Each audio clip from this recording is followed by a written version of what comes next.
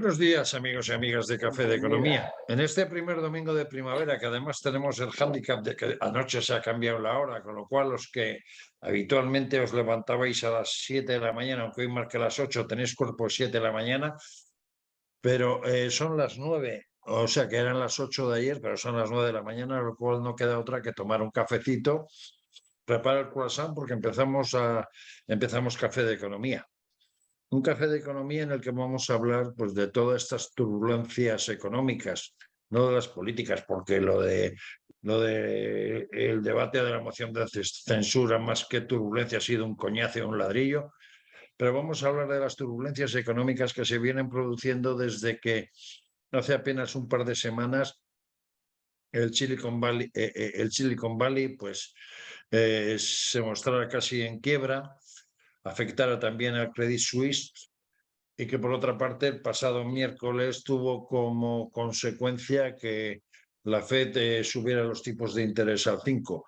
Por otra parte también Lagarde ha hecho análisis de la situación de los bancos europeos y de alguna manera pues parece ser que estamos a punto o que no sería descartable que se produjera una crisis financiera. Hoy van a participar con nosotros Miguel Cornejo, consultor y presidente de la Asociación Pompaelo, especialista en tema de riesgos de tipos de interés y estas cosas. También Miguel Ángel Paniagua, que es nuestro subdirector y además es portavoz en la Comisión de Presupuestos y también en la Comisión de Asuntos Económicos. Víctor Píriz Maya, que es el portavoz también de presupuestos, y por otro lado, pues estamos a la espera que pueda volver a conectarse Percival Manglano para reincorporarse al programa. Como decía, esta semana ha sido muy turbulenta y vamos a expresar un poco cuál es la opinión del programa con respecto a lo que yo llamaría tormenta financiera y posible crisis económica. Adelante, Miguel Ángel. Gracias, Eugenio. Buenos días a nuestros contertulios y a toda la audiencia. Como todos bien sabemos, las burbujas crecen y crecen hasta que en un momento estallan. Y burbujas sabemos que aparecen en algunos sectores económicos y especialmente en el sector financiero de forma recurrente y periódica. Estas burbujas necesitan, para llegar a un momento de riesgo de estallido, una de estas dos cosas o las dos a la vez: la desregulación del mercado o el crecimiento desproporcionado o desmesurado de uno o varios activos financieros. Y cuando están en ese punto de ebullición, un cambio significativo de algunas de las condiciones de mercado provocará su explosión. Unas veces son provocadas, como sucedió en la anterior crisis financiera y como debimos hacer nosotros en nuestra particular crisis con nuestra burbuja crediticia y que no hicimos, y otras son las circunstancias de mercado las que la provocan, como es el caso actual. También debemos hacer notar que las burbujas crecen por múltiples intereses de los participantes en los mercados. Hoy vamos a hablar de la burbuja actual, de los intereses que la hicieron crecer y los cambios de las circunstancias de mercado que están haciendo que explote. Muchas gracias. Pues después de la opinión emitida por Miguel Ángel Paniagua con respecto a toda esta cuestión, yo preguntaría, lo sucedido con el Silicon Valley Bank y posteriormente lo sucedido con el Credit Suisse, ¿se puede considerar estallido de burbuja o el inicio de una nueva crisis financiera? Que conteste el que quiera. Si me permitís empezar por aquello de ser imprudente, diría que no creo que sea una burbuja. Aquí lo que tenemos es, vamos a ver, hace muchos años los bancos sabían lo que es gestionar el riesgo de tipo de interés, que es intentar que el dinero que tomas prestado y el dinero que prestas estén a un tipo de interés y a un plazo más o menos coordinados. Hace tantos años que los tipos de interés son tan bajos, por no decir negativos, que prácticamente se han olvidado. Entonces, ahora mismo nos encontramos con que la inmensa mayoría de los bancos tienen unos requisitos de capital por el acuerdo de Basilea, por marco legal, es decir, tienen una enorme inversión en bonos, pero los tienen a unos tipos de interés muy bajos y en cambio se están encontrando con que los tipos de interés de mercado son mucho más altos. Entonces, lo que ellos tienen en cartera cada vez vale menos. Según sube el tipo de interés, baja el valor de sus bonos. Se encuentran con que tienen un agujero en sus colchones de liquidez. Bueno, perdón, de liquidez, no, sus colchones de solvencia.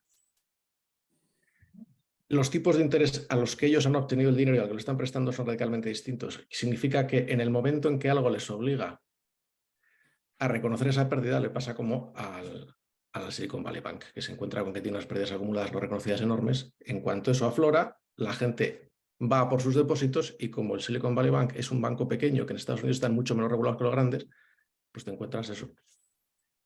En la práctica lo que habría sido una quiebra a la antigua si no hubiera estado protegida.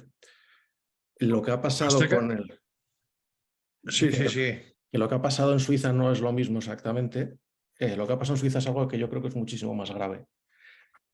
Uno de los activos en los que invierten los bancos, o mejor dicho, en este caso, que emiten los bancos, es un tipo de deuda que se llama convertible condicional, o COCO, que le llaman, que tiene la gracia de que cuando llegan a un cierto precio deja de ser un bono y se convierte en capital automáticamente. Es decir, es un tipo de vehículo de inversión de riesgo, pero bastante útil para los bancos porque le representa menos coste.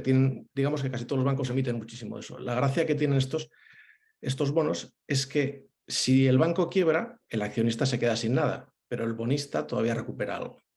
Lo que ha pasado con nuestro querido Credit Suisse es que no han funcionado bien. Significa que los accionistas han salido con algo y los bonistas con Coco se han quedado sin nada. Y eso significa que uno de los principales instrumentos para este control de solvencia, para garantizar esta solvencia que tienen la mayor parte de los bancos, incluyendo masivamente los europeos, acaba de quedarse sin valor porque la gente ya no se cree que funcionen. Y eso sí que puede dar un problema muy serio. Por otra Bueno, Eugenio, parte, parece... Sí, sí, Víctor, adelante. no, por seguir con el argumento de Miguel, sobre todo sobre el Silicon Valley, yo creo que al final no es más que, no sé si mis compañeros estarán de acuerdo, no es más que uno de los efectos que nos vamos a encontrar más del exceso de liquidez que ha habido en el mercado durante estos años. El exceso de liquidez ha sido total. Los bancos han emitido moneda y se han emitido euros de cualquier manera, dinero muy barato y por tanto los bancos tenían que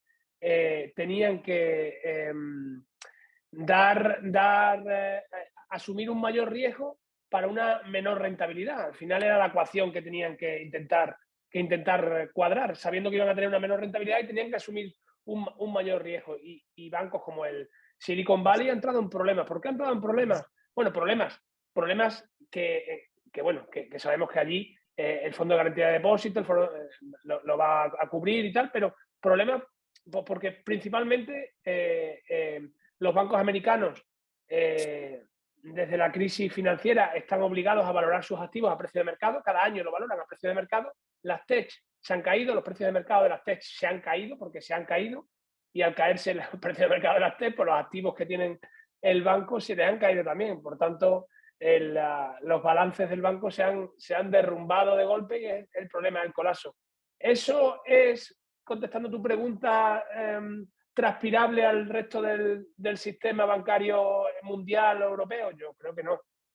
Yo creo que estamos hablando de un tipo de banco con un tipo de exposición a un tipo de mercado muy concreto, que es a las tech, y sí es verdad que el exceso de liquidez lo han tenido todos los bancos, pero todos no tienen la misma exposición a un tipo de empresas cuyo valor se ha caído. Es mi reflexión para empezar.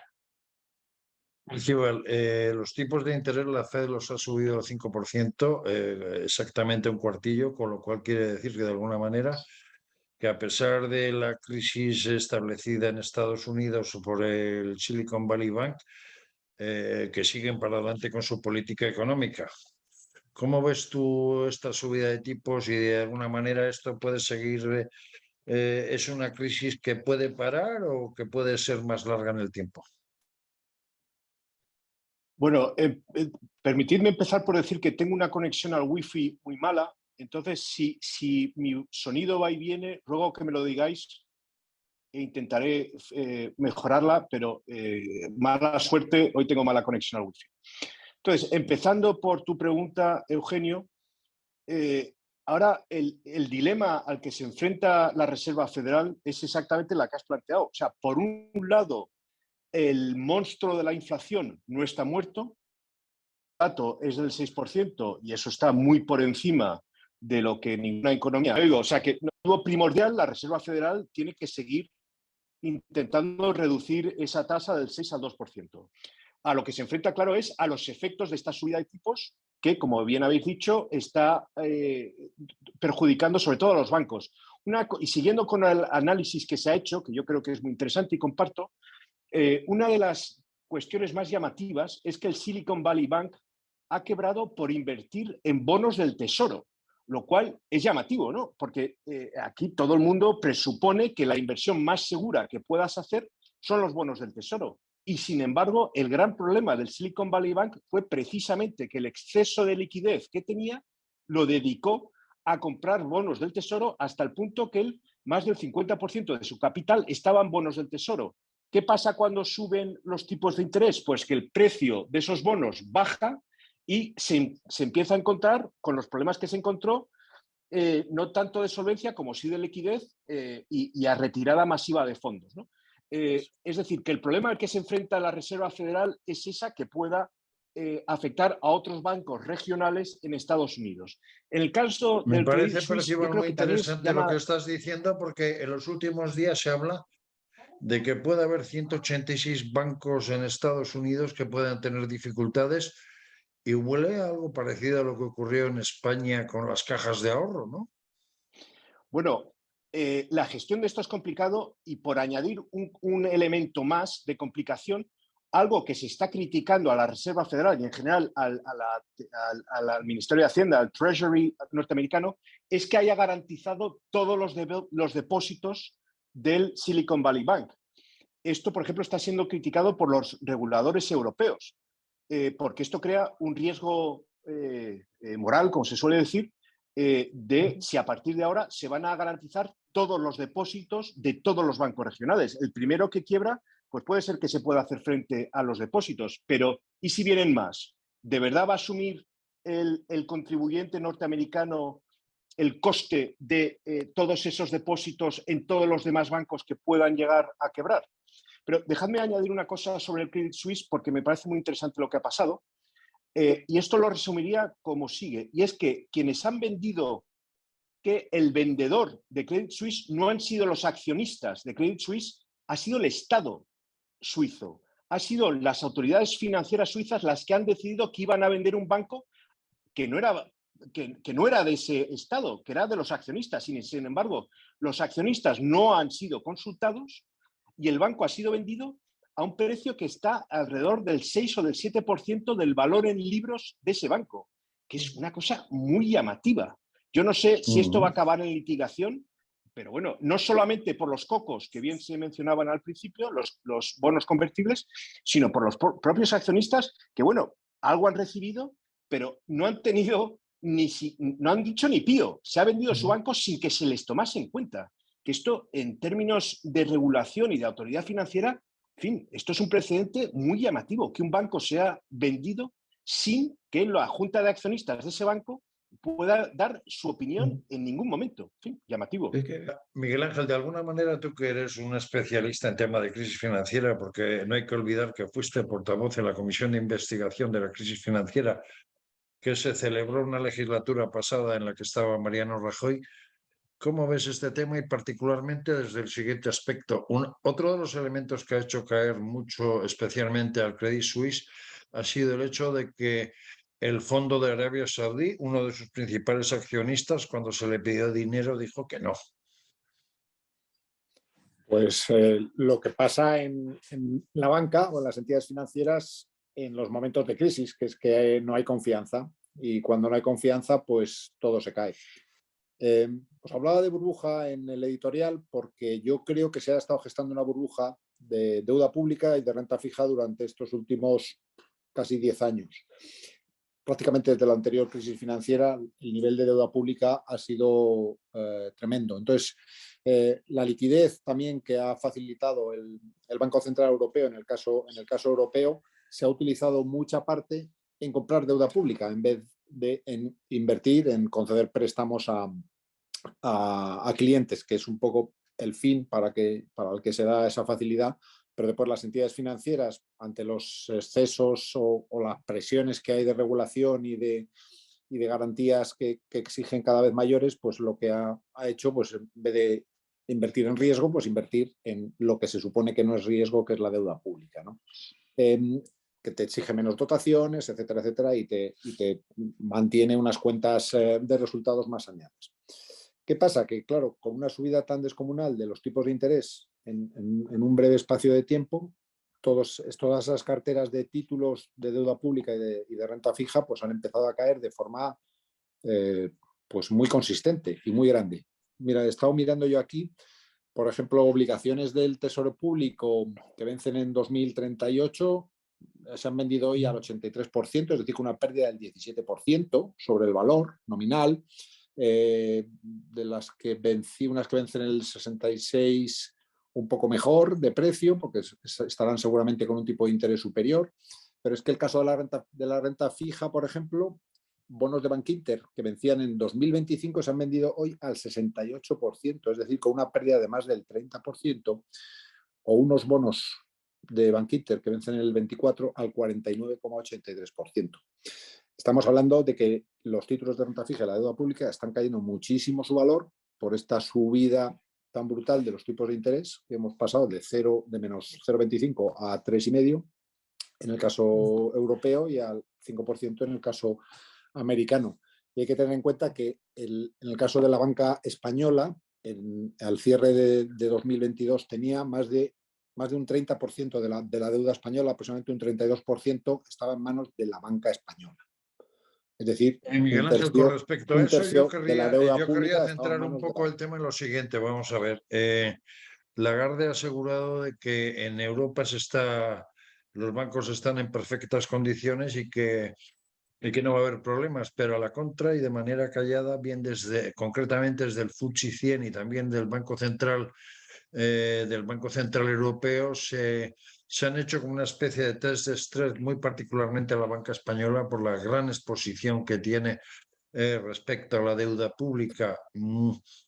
¿Eso lo veis como garantía o como preocupación? Porque vamos a ver, la banca española está saturada de deuda pública y España tiene 1.550.000 millones de euros de deuda.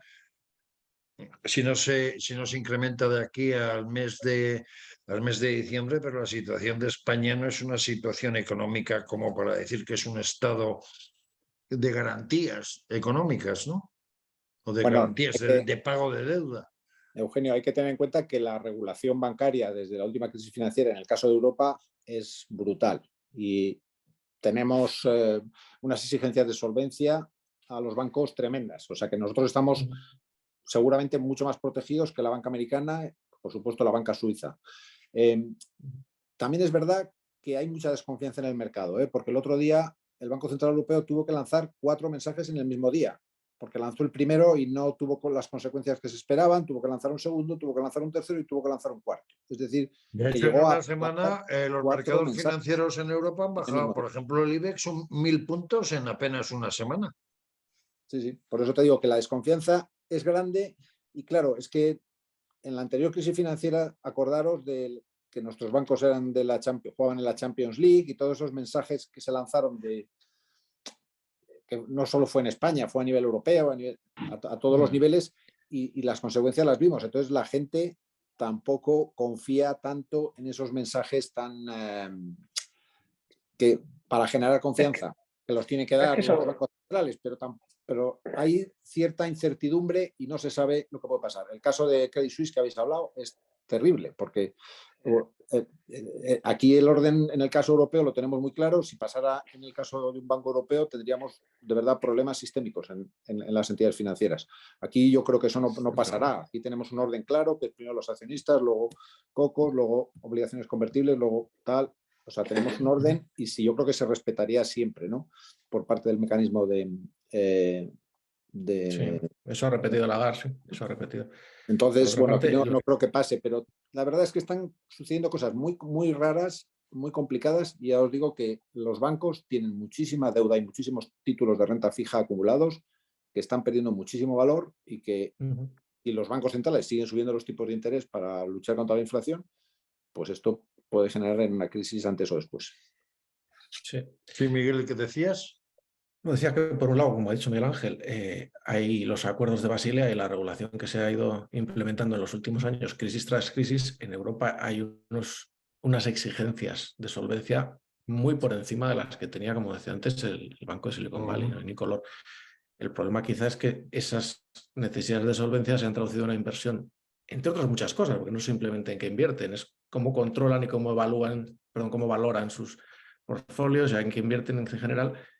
Pero entre otras cosas en que han comprado muchísima deuda y han estado jugando durante años a yo te cojo dinero del Banco Central a 2 duros y te lo presto a 1,5. Entonces, claro, pues al final se traduce en una exposición a cualquier subida al tipo de interés, que es lo que estamos viendo. O sea, ahora mismo en Estados Unidos hay una cantidad de pérdidas no afloradas brutal y eso es lo que se cargó al Silicon Valley, que cualquiera que veía su cartera decía, estos señores es que no valen nada. No valen nada, igual me llevo mi dinero antes de que se me caiga el banco de encima. El Silicon Valley está mucho menos regulado que los bancos grandes, los que tienen riesgo sistémico en Estados Unidos, y esos a su vez están menos regulados y menos protegidos porque están en Europa. Y al mismo tiempo, como ha dicho Miguel Ángel, cuando aquí el Bank Inter tuvo los problemas que tuvo, se ejecutó bien, se ejecutó en orden. Entonces, con lo cual, la gente sabe a qué se expone con su inversión. No es lo mismo que lo que ha pasado en Suiza. Entonces, el riesgo es bastante menor. No quiere decir que no pueda haber algún susto, pero... Y además tampoco creo que esté muy relacionado con la calidad, digamos, de la deuda española. Es un tema que tiene más que ver con el nivel de protección que decida dar el Banco Central Europeo. Se me ocurre una mala idea y es que, vamos a ver, todo esto que está pasando, dado que, por ejemplo, uno de los importantes tenedores de deuda pública norteamericana es China, sus posibles contactos con Rusia y demás, ¿puede tener algo que ver este posible pacto que están intentando tener, en el que se habla incluso de nuevo orden internacional, de nuevo orden mundial, etcétera, etcétera, con esta supuesta crisis, los movimientos que está haciendo Xi Jinping con el presidente de Rusia, o es una teoría que no es válida? Creo que al Yo que revés, soy, eso sería la gozada. no, yo que soy mucho de teoría de la conspiración, esto no a mí no me cuadra. No me cuadra que venga por ahí Eugenio. Yo creo que es más una política, como ha recalcado también Miguel Ángel, prolongada en el tiempo durante muchos años, desde la pasada crisis financiera de tipos muy bajos y de mucha liquidez y que ha derivado en lo que ha derivado. Y los balances de los bancos, a mí lo que sí coincido con vosotros es en que yo entiendo, a ver, nosotros quizás tenemos más conocimiento o accedemos en el Congreso a poder escuchar a expertos y tenemos cierta información que la gente habitual en su casa no tiene. Pero, oye, si hablamos de esto con la gente de la calle, la gente no se cree una palabra de lo que le estamos contando. La gente esto de que el riesgo, de que no hay riesgo, de que hay un cortafuegos, de que todo va a funcionar bien, oye, que la gente vio cómo se le caía la caja que tenía en la puerta de su casa y cómo donde se llamaba Caja Badajoz, ahora se llama Ibercaja y por el medio se llamó no sé qué. Y cómo los ahorros estuvieron en un tris de tener algún problema.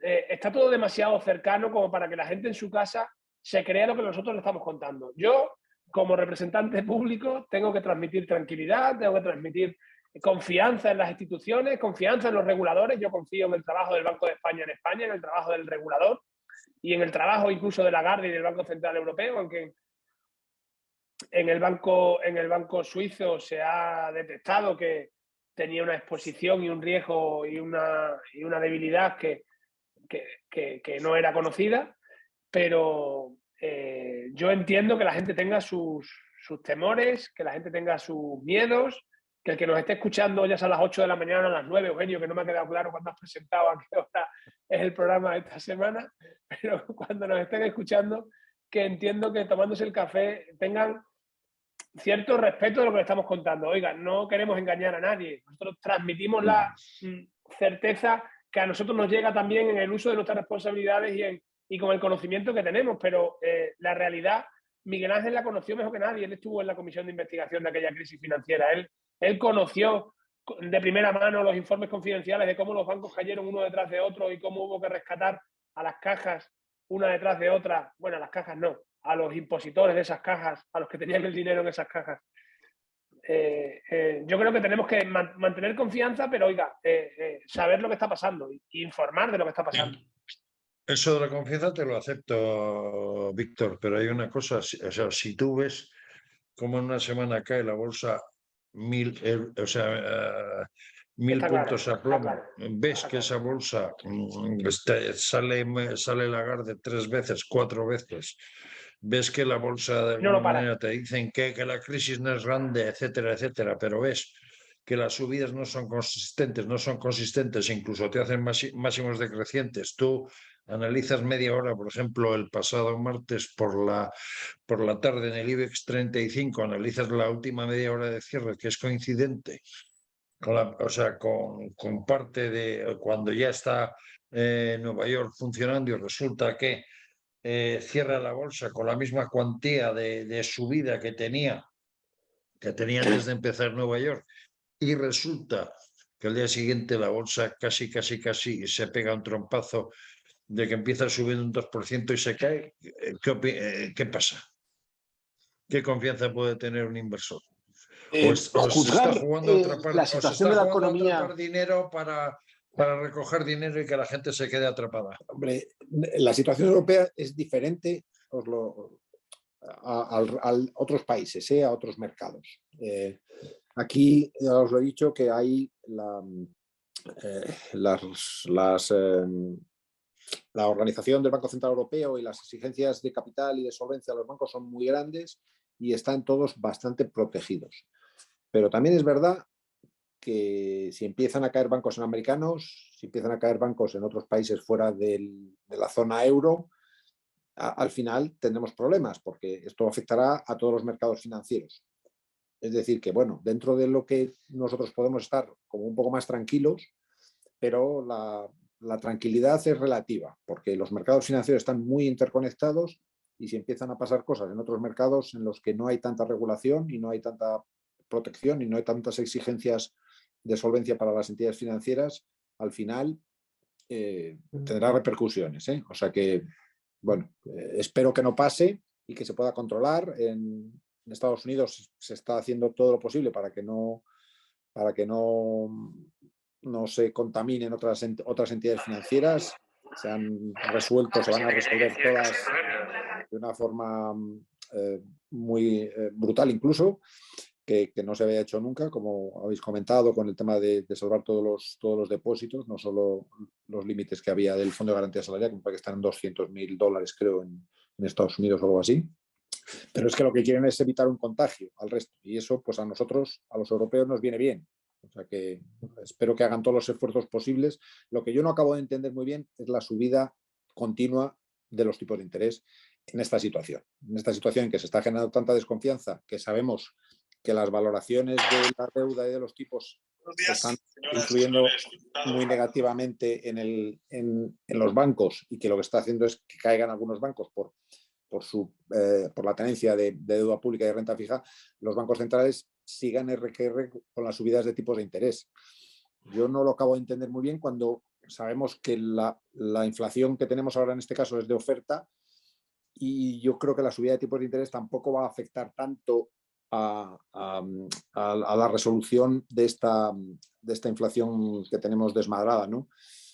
Cuando es una inflación de demanda es más fácil influir con la subida de tipos de interés. En el caso de la oferta es más complicado porque llega un momento en que ya la demanda, consume lo que necesita. Ya da igual que estén los tipos o la financiación, que consume porque tiene que consumir, porque tiene que mantener, tiene que vivir, seguir haciendo inversiones las de mantenimiento, tampoco de crecimiento excesivo. Yo no estoy muy de acuerdo con las decisiones de seguir subiendo los tipos de interés del Banco Central Europeo.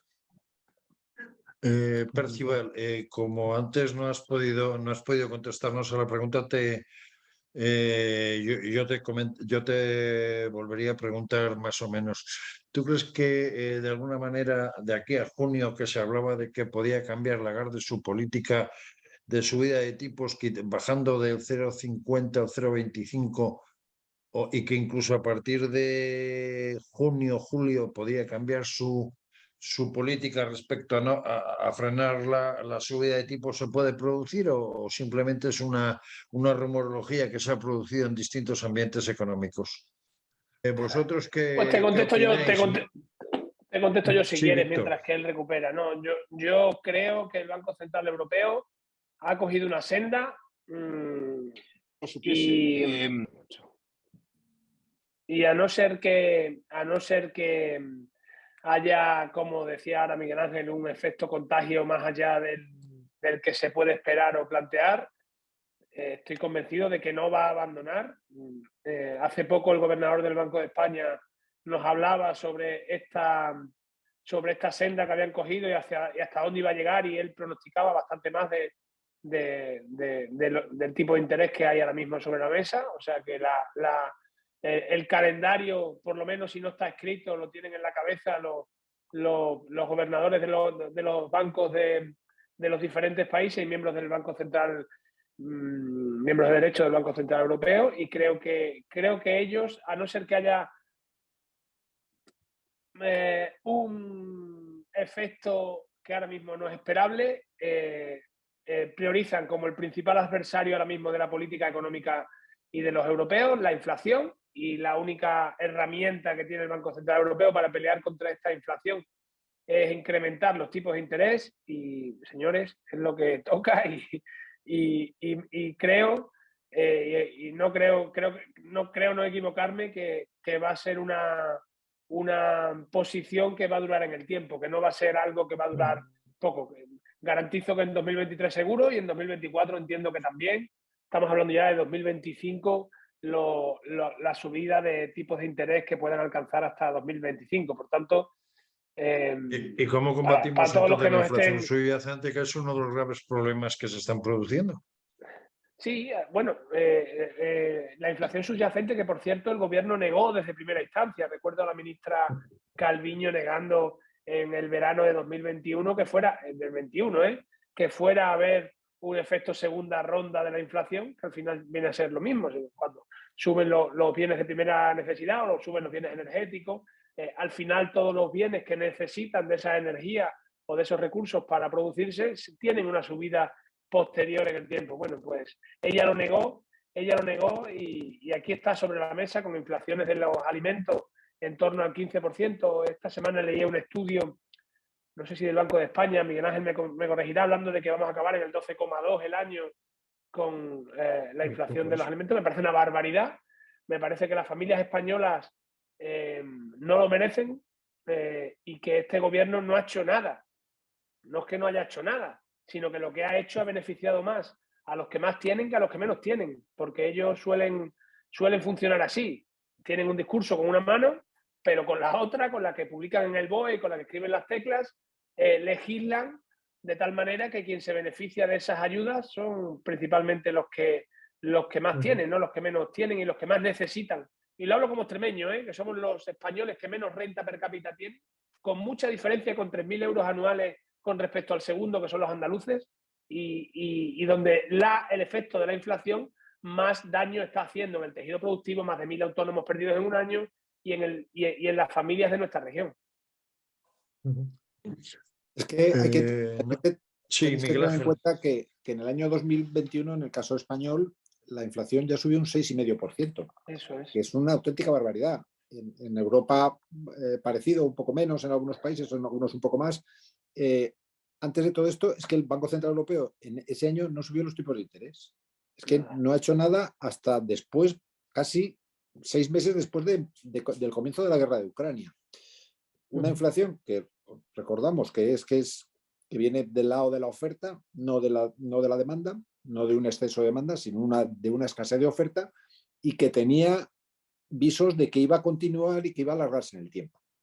Es decir, no acabo de entender muy bien ni por qué España no hizo nada desde el principio atacando el problema de la inflación, ni por qué el Banco Central ha actuado tan tarde, y por qué está ahora sobreactuando en el caso de las subidas de los tipos de interés, cuando no está teniendo las consecuencias que debería tener en una situación normal en la que la inflación viene por un exceso de demanda.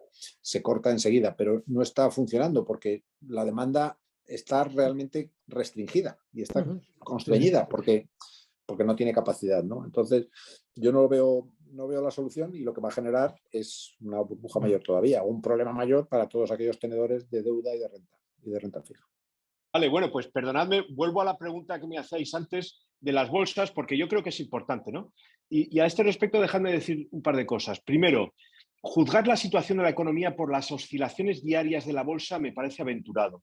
La bolsa en el día a día se mueve incluso más por sentimientos que por datos, más por intuición de lo que vaya a pasar al cabo de 5 o 6 meses que por lo que está pasando hoy. Y en el caso de los bancos es incluso peor, porque los bancos, la cuestión llamativa de su valoración en bolsa es que sistemáticamente se les valora por debajo de su valor en libros, sobre todo en Europa, lo cual es muy difícil de justificar. Y lo digo por todos los bancos. En el caso de Credit Suisse era exagerado, pero en general todos los bancos europeos valen en bolsa menos de lo que valen en libros. Y eso, bueno, hay distintas razones, pero yo creo que en gran medida refleja el nerviosismo de los mercados para valorar a largo plazo un negocio tan complicado como es el financiero, como es el bancario. Y al hilo de esto, la situación de Credit Suisse venía de lejos. Y si ha sido el primer banco afectado, no es casualidad. Es decir, al final, el último trimestre del año pasado, había habido unas salidas de capital del banco gordísimas y encima el banco había mentido al respecto. Sus problemas venían de lejos. Y esto refleja, yo creo que es buen ejemplo de los problemas de confianza, que son la clave en un sistema bancario. Cuando un banco, por la razón que sea, esté justificado o no esté justificado, los depositantes pierden confianza en él y empiezan a retirar fondos. Eso es una ola que no se para. Y la semana pasada lo que ocurrió es exactamente eso. No tenemos los datos, pero el Banco Central suizo sí que los tenía y sabía que los depositantes estaban retirando sus fondos a marchas forzadas, y si caía Credit Suisse, que es el segundo banco suizo, les iba a suponer un problema financiero a toda Suiza. Con lo cual, la cuestión de la confianza es absolutamente clave. Credit Suisse venía tocado de hace meses, o si me apuras, de hace años. Había tenido unos problemas internos extrañísimos, de espionaje interno, de inversiones fallidas en empresas de capital como el Archegos. En fin, había perdido mucho dinero. Y si ha sido el tocado y hundido en esta crisis, no es solamente por factores Pues, como pueda ser la subida de... de todas maneras, amigos de Café de Economía, hoy nos estamos encontrando con un montón de problemas para poder desarrollar en condiciones con el programa, pero hablaremos con tranquilidad la semana que viene de nuevo con una segunda parte de todo esto. Miguel Ángel, ¿qué les podemos decir a la gente con todo esto cuando oye que quiebra un banco, que la bolsa baja y demás? ¿Qué les podemos decir para que estén tranquilos? Aunque ver lo que viene desde próximos meses hasta final de año, teniendo en cuenta que hay campaña electoral de autonómicas y generales, es para echarse a temblar desde el punto de vista económico, ¿no? Sí, bueno, yo creo que además los españoles tienen muchísimos problemas con la cesta de la compra, con el pago de la energía, con las subidas de los tipos de interés en sus hipotecas, que a lo mejor tampoco les preocupa demasiado. Yo creo que deben estar tranquilos con el tema de sus bancos, que cuando las cosas están un poco complicadas, pues en vez de invertir en riesgo, pues mejor trasladar todo a posiciones más conservadoras y aguantar y esperar a que las cosas se relajen, ¿no? Los bancos europeos están muy protegidos por toda la normativa del Banco Central, y esperemos que no ocurra nada significativo en ninguno de los bancos europeos. Después está el Fondo de Garantía de Depósitos, que cubre, en el caso español, 100.000 euros, con lo cual hasta los 100.000 euros están absolutamente garantizados, porque no parece que vaya a haber una quiebra masiva como hubo en la anterior crisis financiera de bancos, ¿no? Como hubo en la anterior, ¿no? En este caso puede que alguno pueda haberse afectado, pero el fondo de garantía podría cubrirlo sin ningún problema. O sea, que la gente esté tranquila y que esté más preocupada de ganar más dinero y de los verdaderos problemas ahora son la cesta de la compra y la subida de las hipotecas, algo para lo que este gobierno no está haciendo absolutamente nada para solucionarlo. ¿Algo que añadir? ¿El resto? Yo si añado uno, la vamos a cambiar el tono de lo que acaba de decir Miguel Ángel. Lo que causó la anterior crisis fue un problema de confianza originado por un problema de solvencia. Es decir, los bancos dejaron de prestarse entre ellos, con lo cual el que tenía una salida de liquidez no tenía con qué pagarla, con lo cual a su vez otro que caía. Y consiguieron hacer entre ellos, a base de no prestarse, un tremendo dominó, hasta que entraron los bancos centrales a hacer de prestamista de último recurso. Esa situación es un poquito subjetiva, quiere decir, ¿en qué momento los bancos secan el interbancario y dejan de prestarse unos a otros? Depende de lo que se asusten, que es por lo que están tan activos el Banco Central Europeo y el resto, diciendo tranquilos todos que aquí estamos nosotros. Que existe riesgo, pero yo no creo que sea por la acumulación de pérdidas, porque yo tampoco creo que los tipos vayan a seguir hacia arriba, porque no creo que las condiciones que han creado la subida de precios, que la inflación en resumen, se vaya a mantener tanto tiempo, pero que Ucrania se acaba pronto, la crisis de energía se acaba pronto. Pues entonces lo que voy a anunciar es lo siguiente. La semana que viene en Diálogos en Libertad vamos a hablar de cómo fue aquella comisión de investigación de la crisis financiera, haciéndole una entrevista y que Miguel Ángel Paniagua, que tiene 200 folios de conclusiones espectaculares sobre aquella comisión y aquella crisis, nos cuente cosas que sucedieron y que se estudiaron y cómo se hicieron. Y posteriormente en Café de Economía pues hablaremos como segunda parte